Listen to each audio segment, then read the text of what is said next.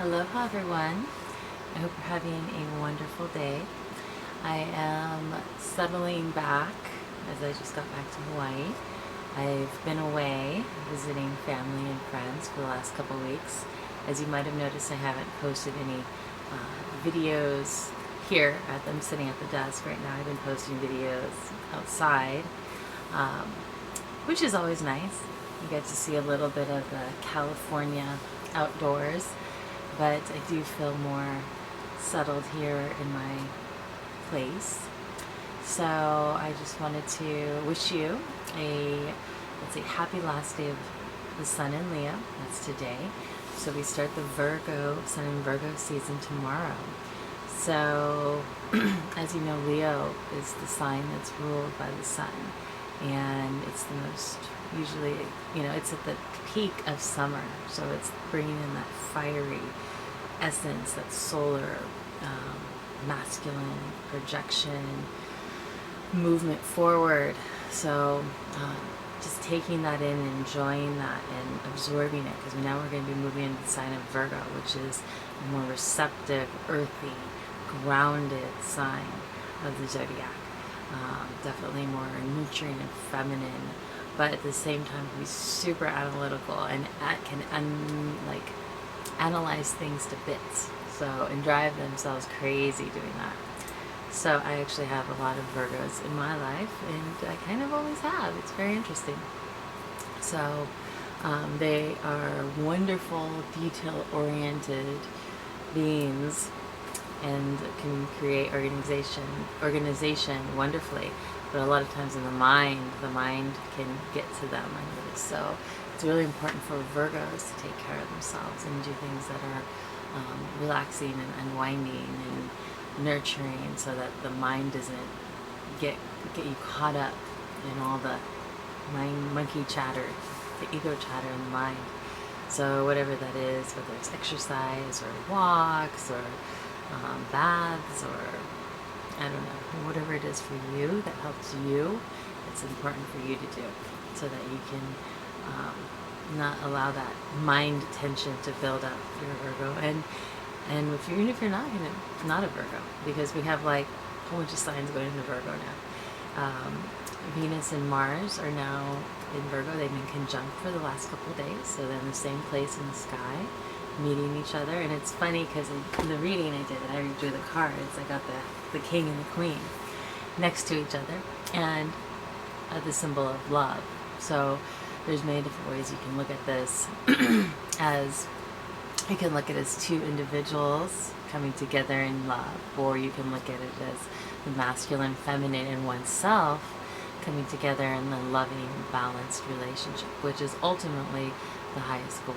And then once you have that, then you can unite with someone else that's already come into that union and that balance, and you can bring something greater together forth into the world.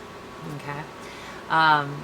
We are going into the hardest season of Virgo, as I'm saying. So I got this book out. This is called The Book of Blessings and Rituals. It's by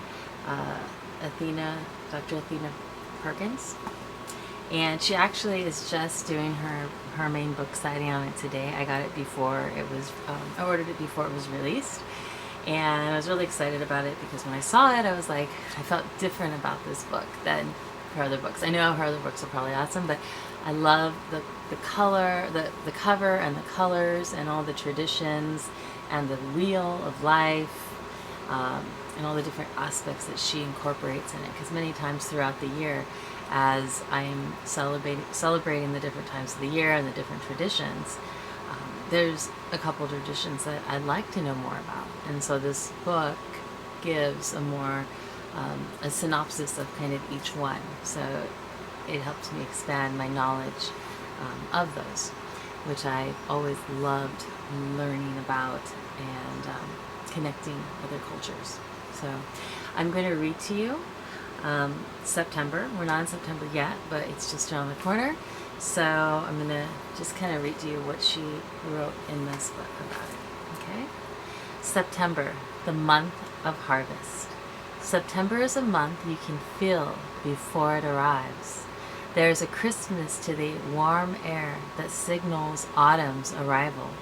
Long summer nights grow slightly shorter, and leaves on trees glow in shades of honey and amber at sunset. Nature is coming close to finding her own personal balance and harmony as the second annual equinox approaches. So as you know, the second equinox is the autumnal equinox. Whoops. Over my candle there. The second equinox is the autumnal equinox. I know I get kind of excited because it's one of my favorite times of year. I love autumn. I love September, October. I was just looking at the wax over there. I was like, oh, it got waxed. That's my star candle. I'll show it to you later. I love autumn. And my birthday, of course, is in October. And, you know, me being a Libra, I'm on the Libra-Scorpio cusp. And I just love fall.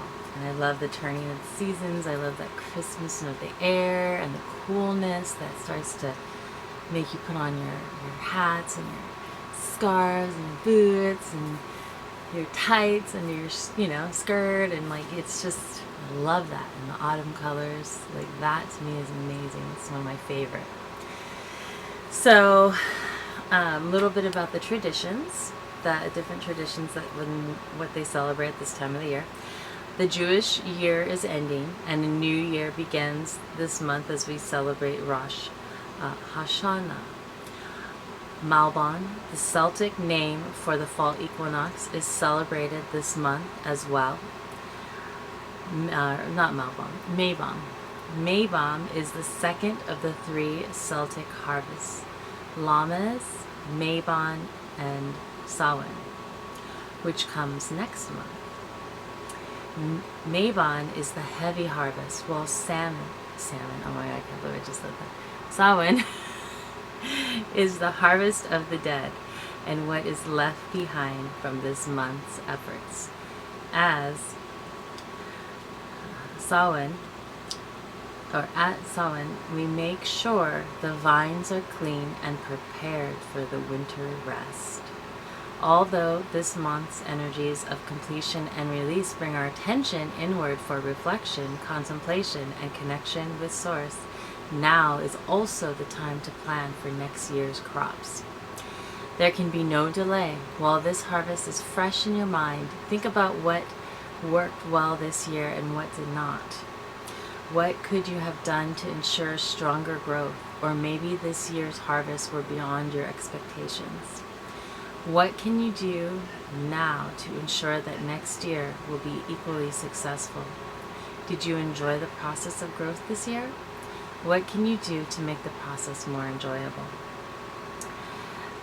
The end of one precious cycle begins the next. May all your harvest celebrations be blessed. Yahoo. So, that being said, what did you harvest this year? What did you work on? At New Year's, traditional Outer World New Year's, January 1st, before that, I always try to set an intention on what I want to build. And the last couple of years, I've been doing pretty good. And this year, there were certain things that I built the year before that took off more this year. But yet I did complete them in the year before, but they didn't actually show their fruits till this year. And the things that I started building this year, I feel like still need more attention. And I'm okay with that. But there's new things that I want to bring in, because I mean, we're pretty much going to be at the end of the year. I know that it still seems like, oh, there's 4 months left, but these 4 months will go by so quickly. And they're my favorite 4 months too, so it's like a blink of an eye, right? And it's like, it's done. So I invite you to think about what you want to bring in. And I think we have around 4 new moons left, so the first one of those 4 is this week. On the 30th, I believe. What are we, like the 23rd? 24th? Yeah. No, we're on the 22nd. So all the days run together for me sometimes. So the new moon, I believe, is on the 30th. So start thinking about what you want to birth and what you want to bring in. And start writing it out. Don't wait just till the new moon. Start doing it before. I like to start writing it before, so like you're already feeling it at the new moon. You're already starting to live it and take action already in the new moon. So it's already starting to grow with that waxing cycle of the moon. Okay? So do that if you should choose. And then I'm going to show you the cards that we got. Okay. So I'm using the Avalon deck, the Wisdom of Avalon, which is one of my favorite decks. And I was feeling kind of mystical and, I don't know, Renaissance. So I got this new shirt and I was like, I'm going to wear my new shirt. It's not very Hawaii-like because it's like long sleeve and everything, and it's usually pretty warm here, but I don't care because I like it. I'm going to do what I want. And my beautiful friend gave me this wonderful necklace, and it reminds me of like the fairy kingdom, and it's like silver with like wrappings. And so thank you so much, my beautiful lovely friend, and I love it. And then my mom gave me these earrings. I forgot what stone they are. I think they're like adventuring. I don't know, I can't tell right now in the camera, but I'm just so grateful for friends and family, because whenever I go to the mainland, I connect with them, and it's so nurturing. It so fills my cup, because I do feel out in the boonies out here in the middle of the Pacific. There's not that like place that I feel like I can root and ground as well. I mean, I'm sure there is, but it feels very fluid, and it's nice, but it doesn't ever feel like you completely nest, at least to me here. So, okay, so I'm going to read to you about the cats. Cats, meow, cats. And cat, of course, lion, cats, connection. This is the last day of Leo, the sign Leo. Leo's the lion. So, the cat is independent. Cat doesn't really give a shit. Just cat's gonna do what cat wants to do, you know? But cat still loves you. Alright. The cat reminds you of independence and to set healthy boundaries. Love with freedom. Do not look to own what you desire, for too much attachment can lead to loss. The cat lends you its power to live freely and to remember that the adventure is just beginning. Don't forget that the cat has 9 lives and always lands on its feet. It manages to get up unscathed from the fall, no matter what happens. On this leg of your journey, you will emerge safe and sound, live freely, love without unhealthy attachment. Love without unhealthy attachment.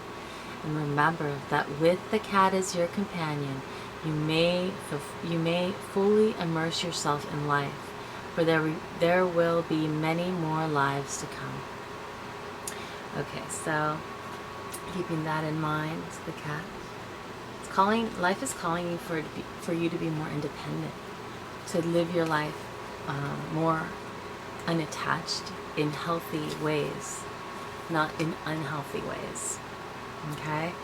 Living your hopes and your dreams and starting them up and not afraid to act even if nobody's acting with you. And that's part of being a Leo too. I have my North Node in Leo, and South Node being Aquarius, being like, I want to be together in the group and be part of the group and nurture the group and help it move forward, and in humanitarianism and social networks and being in the midst of it and supporting everyone. And then they're supporting you. But Leo is taking that inner fire and that inner power and that passion and the desire and culminating it in you and shining it forth in solar sunshine that lights the world up, whether anyone's around you or with you, no matter what, because it's just your desire, it's just your passion, it's just your dream, it's just your love, you know? That's part of Leo, and that's part of living who you are in your dream. Nobody else can be who you are. So you're never going to have anyone else fully with you. You may have people that resonate with you and that like you, and may have a lot of people that don't like you. Probably 1,000,000 won't resonate with you, and maybe you'll have twice as many that do. But that's part of being Leo, the lion, like your own unique roar, your own unique power that you project into the world, and just being that true self of you, and then connecting with others on the way. So now the way that the king and queen came up in this reading, the king was upside down. So it was like this. And they came out together. I didn't pick them separately. I picked up some decks, the two cards out of the deck, and then these two came out. So, okay, so this is warning you against unbalanced masculine power. Channeling your masculine energy, your willpower, your fire, your sexuality in healthy, positive ways, okay? And bringing it to a balance. Same thing with the female. I mean, remember, we both have masculine and feminine with us. So bringing that into a balance so that we're moving forward and we're putting our masculine energy forward in the world and taking action and paving the way for our feminine creativity to come forth, our inner voice, our inner guidance, our intuition to come forth and create in the world. And that's what the masculine, part of what the masculine does. It makes it safe for the inner female side to come out. And not that you always need it like that. The female doesn't always need for the male to come and make it safe. That's not what I'm saying. But we both have that in us, and that's part of what we do for ourselves. We stand up for ourselves. We take those qualities within us, and we move forward like, hey, this is me, this is what I'm doing, and allowing that inner side to come forth and feeling safe and protected going forward.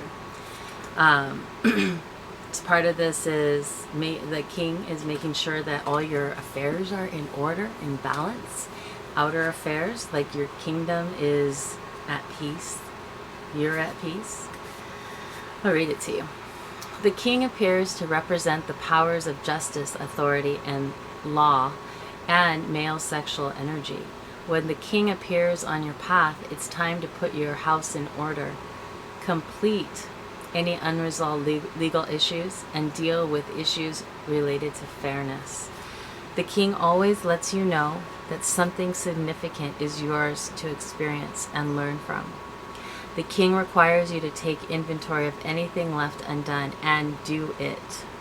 Pay bills, settle arguments, make amends, and act with authority, as all these actions abolish weakness and restore power. You're also reminded that the king is regarded in highest esteem, and within his natural authority acts with intelligence and strategy.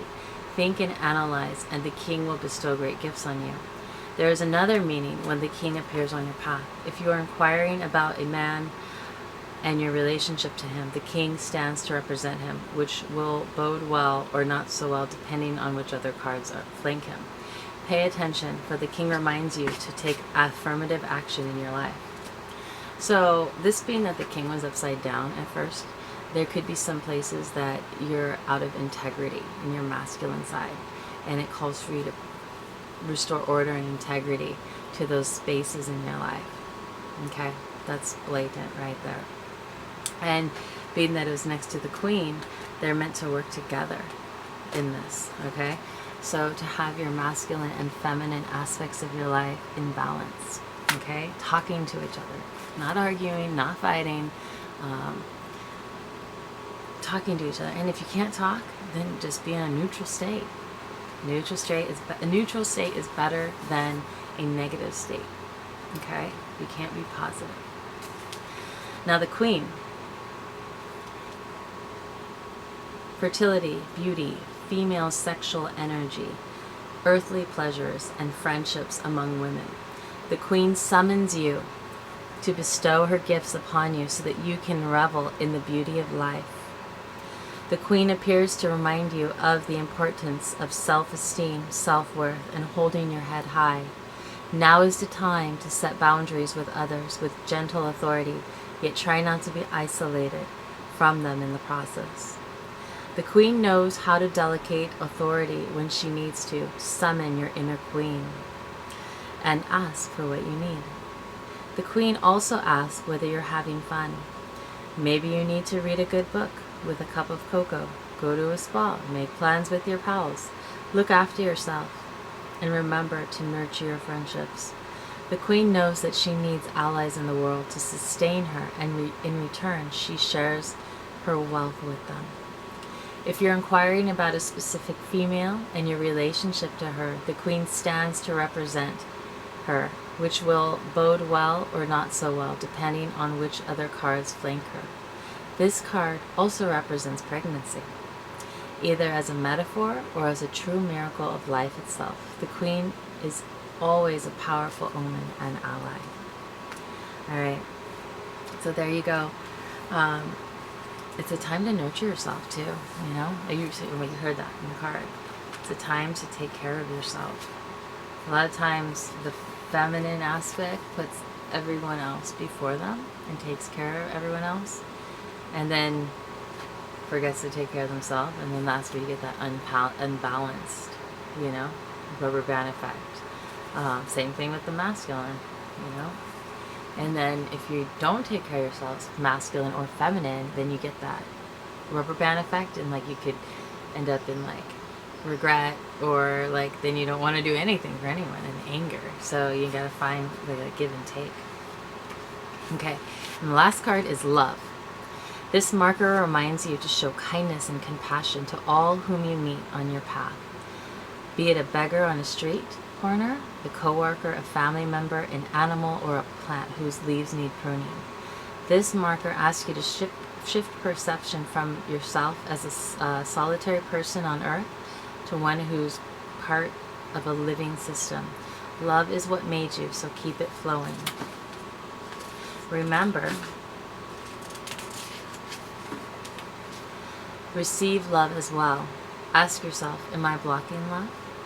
This marker reminds you that you're as connected to all life as it is with you, and that you're responsible to be a steward of the love of the god or goddess.